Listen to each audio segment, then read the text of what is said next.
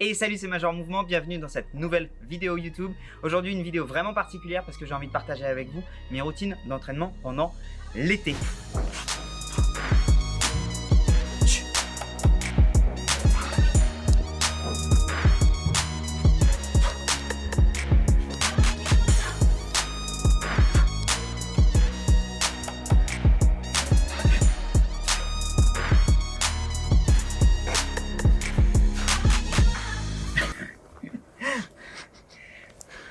Pour ça, je vais vous montrer un nouveau truc avec lequel je vais m'entraîner. J'en profite, ça fait une éternité que je voulais vous remercier. On est plus de 100 000 sur ma page YouTube, même 150 000 au moment où j'enregistre cette vidéo. Pour moi, ça a une très grande valeur et je voulais vraiment vous remercier parce que sur YouTube, ça n'a pas toujours été facile pour moi. Vous m'entendrez pas souvent me plaindre sur Major Mouvement, mais là aujourd'hui, franchement, c'est vraiment pas cool. J'ai l'impression de peser 1 tonne. J'ai pas le moral, j'ai que des pensées négatives et franchement, j'ai pas honte de le dire, j'ai peur d'avoir fait une énorme connerie quoi. Ça me prend énormément de temps à la fois pour écrire, pour tourner, pour monter les vidéos et pour les diffuser. Donc quand j'ai des retours de votre part, soit par des likes, soit par des commentaires pour vous dire que je vous ai aidé, vraiment c'est hyper inspirant. C'est Noël avant l'heure, putain mais...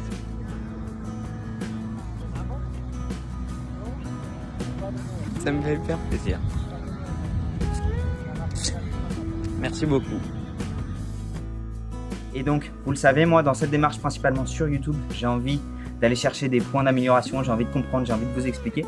Et à ce titre, pendant 2 mois, je me suis fixé comme objectif d'être assidu sur ma pratique sportive. Pour être tout à fait franc, à cause du confinement, le jiu-jitsu, j'ai pas pu pratiquer et physiquement, je m'entraînais un peu en dents de scie. Donc là, ce que je me fixe, c'est 3 entraînements par semaine de renforcement, plutôt type force, mobilité, explosivité. Je vois passer beaucoup de trucs sur Instagram qui est hyper inspirant. Évidemment, de quelqu'un que j'adore énormément, c'est Christophe Cario, mais il y a aussi Primal Soldier ou sa copine Francesca.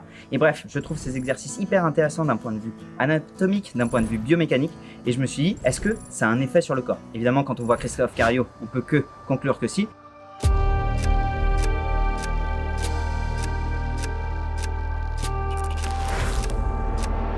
Mais moi je vais essayer de le faire et pour être tout à fait franc, je suis pas coach, vous le savez, je vais le faire un peu à l'arrache. C'est-à-dire que pour moi, je vais mettre comme critère numéro 1 le volume d'entraînement, m'assurer d'avoir des séances fixes avec au minimum 20 à 30 minutes d'entraînement, parfois des mouvements un peu variés, venir chercher des mouvements qui sont pas forcément en lien avec d'autres. Bref, en gros, j'ai pas envie de me prendre la tête, juste d'écouter mon corps et juste se dire tiens, qu'est-ce qui se passe si pendant 2 mois, on s'entraîne un peu à la one again?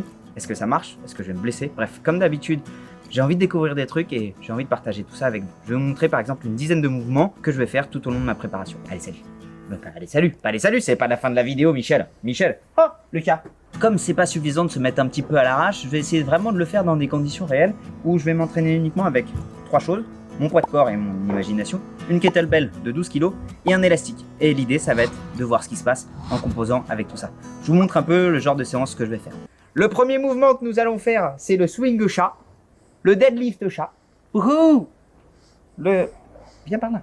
Le kettlebell rise 4. Tu veux faire ça ou pas, Rookie? Non? Rookie ne veut pas faire ça. Allez, file mon petit pote.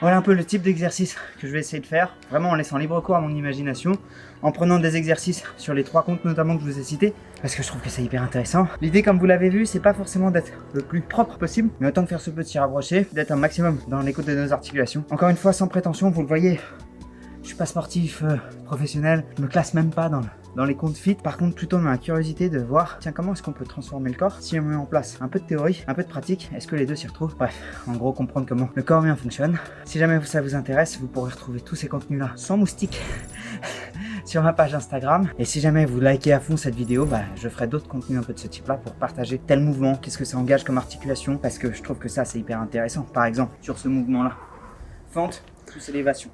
Là, qu'est-ce que je vais faire? Je vais venir engager évidemment mes obliques sur la notion de stabilisation, mais c'est plutôt mes muscles derrière, notamment carré des lombs et dorsaux, qui vont venir engager. Vous pouvez voir évidemment mes deltoïdes qui vont monter avec l'engagement à gauche de ma sonnette latérale et à droite plutôt sur de l'adduction d'épaule, donc plutôt sur les pecs. Le tout avec une érection de la tête, pas du maillot de bain, pour essayer d'être le plus actif possible. On peut imaginer aussi un travail du gros orteil derrière qui peut être particulièrement pertinent pour les aponevrosies plantaires, les entorses récidivantes de cheville, même parfois juste sur du travail isométrique du tendon d'Achille. Bref, vous le voyez, là je remets ma casquette de kiné et me dire tiens, qu'est-ce qui se passe dans quelle articulation quand je fais tel mouvement. Allez, ciao. Alors je vais vous faire une petite analyse d'une des séances que j'ai faites. Alors si vous vous demandez où je suis, là je suis à l'aéroport. Je vais faire un glacier de 4000 mètres dès demain matin. Donc on va voir si direct. Tu sens que le mec veut aller droit à l'essentiel, mais tourne autour du pot. Putain, j'ai du mal à parler, il est 6h du mat. Donc on va voir directement si mon entraînement a payé. Donc là je vais vous analyser 4 mouvements que j'ai fait. Donc la séance s'est déroulée en Tabata. Tabata, pour ceux qui ne connaissent pas, c'est un mode de travail en 20 secondes d'effort, 10 secondes de repos. Vous pouvez facilement trouver sur sur YouTube et sur toutes les plateformes musicales du Tabata. L'intérêt, c'est que tu travailles en rythme, c'est hyper motivant. Et du coup, pendant le temps de repos, tu as le temps d'enchaîner. Donc là, on va analyser ensemble 4 mouvements que tu fais. Du coup, tu fais le mouvement 1, mouvement 2, mouvement 3, mouvement 4. Et après, tu recommences 1, 2, 3, 4. C'est la fin du Tabata qui se fait sur 8 mouvements d'affilée. Et ça, je l'ai enchaîné 3 fois. Donc le premier mouvement que j'ai fait, c'est un mouvement corps complet, qui va venir chercher justement sur des fentes sautées. Alors, si on regarde directement à ce niveau-là, regardez, j'ai les 2 hanches à 90 degrés. Le buste est un peu trop en avant à mon goût. Il faudra que je sois un peu plus droit pour mieux engager les muscles du dos. Quand ça part, ce qui est intéressant, c'est le côté j'enchaîne à fond dans les hanches, d'un côté comme de l'autre. Regardez comme les bras partent un peu en swing d'un côté comme de l'autre. Ça, l'intérêt, comme vous pouvez le voir, ça va être d'avoir un engagement au niveau des dentelés, au niveau des obliques pour la stabilisation du tronc. Ça augmente beaucoup plus l'effort. Ici, ce qui est intéressant, c'est vraiment d'enchaîner. On peut le faire carrément en sautant, mais là, je préférais justement travailler sur la décomposition du geste, hanches l'une après l'autre, genoux l'un après l'autre. C'est un exercice qui est hyper intéressant, qu'on peut donner notamment pour ce qui va être tendinopathie fessier, instabilité du bassin. Donc, instabilité du bassin, c'est les gens qui ont mal au dos quand ils marchent pendant longtemps. Cet exercice est quand même assez élevé parce que on a pas mal de contraintes sur les genoux. Sur un tendon rotulien, ça peut flamber un petit peu. Du coup, c'est un exercice quand même assez difficile. Je tourne en même temps, c'est uniquement pour que vous puissiez voir sur la vidéo les différents engagements. Ensuite, je vous propose un autre exercice. Alors l'exercice suivant que je propose, c'est un exercice où je vais réaliser un peu des abdos et pas mal de squats en ouverture de hanche. Un exercice assez complet qui est assez sympa à faire parce qu'on a le côté excentrique des abdos où je vais venir me coucher et après, un peu comme un sit-up, on va venir réenvoyer. La clé de cet exercice, en fait, c'est de garder les abdos. La clé de cet exercice, en fait, c'est de jamais lâcher les abdos pour pouvoir réenvoyer. Les abdos, n'oubliez pas, ils travaillent conjointement avec les fléchisseurs de hanches qu'on va venir solliciter, à savoir psoas et quadriceps. L'intérêt de cet exercice, il est essentiellement cardio parce que ça va envoyer du lourd pour pouvoir maintenir le rythme et en même temps du travail de mobilité, d'ouverture de hanches. Donc assez intéressant encore une fois si on veut travailler les abdos avec un peu de notion de perte de gras et du volume d'entraînement. Il est assez fonctionnel aussi parce que c'est nécessaire de pouvoir se relever assez facilement. L'exercice suivant, hop, je vire la serviette. L'exercice suivant, c'est un exercice, justement, on va venir travailler tout le corps. Ici, je pars des fentes ninja, des fentes latérales ouvertes, où je vais venir ouvrir complètement au niveau de la hanche, d'un côté sur la jambe en appui, bien prendre en appui au niveau des bras, vous le voyez, les coudes serrés, l'engagement des triceps, des épaules, des grands dentelés, et venir chercher cette grande circonduction au niveau du pied, qui va faire en fait que je vais avoir besoin de stabilité dans les fessiers sur ma jambe qui tient et sur la jambe qui fait l'ouverture. En plus de ça, tu as tout ce côté où je réengage la musculature du dos quand je me redresse. C'est un exercice qui paye pas de mine, mais l'enchaînement au niveau du cerveau est bien et au niveau des muscles pour avoir cette grande ouverture de hanche est hyper intéressant, plutôt proche de la capoeira. Ensuite, j'ai enchaîné sur un exercice qui est un peu plus proche, où là je me penche plus en avant, quasiment à la verticale. Je le foire un peu au début, mais après je me corrige sur un coup de pied arrière. Ici, l'intérêt, il est double, puisque vous pouvez le voir quand je suis en position, une jambe fléchie, une jambe tenue. Si vous me tournez à 90 degrés, en fait, j'ai quasiment une position de course, mais avec une résistance. Donc hyper intéressant qu'on peut retrouver dans tous les sports avec contact, rugby, basket, volley, mais en même temps avec un engagement d'un côté les fléchisseurs et de l'autre côté les extenseurs. Donc fléchisseurs quadriceps de hanche et les extenseurs, les fessiers. Et un travail, comme vous pouvez le voir, des abdos sur de la stabilité. Donc 4 exercices à répéter qui vont travailler tout le corps. L'intérêt, c'est d'avoir une haute dépense énergétique. L'intérêt, et c'est principalement pour ça que je voulais le faire, c'est que moi l'été j'ai besoin de me marrer, j'ai besoin de liberté et d'aller chercher des mouvements où je sais que je vais me marrer à les faire, où ils sont sympas à réaliser. Bah ça va jouer sur un élément indispensable, mon adhésion à mon propre programme, enfin du moins à ma propre séance de sport.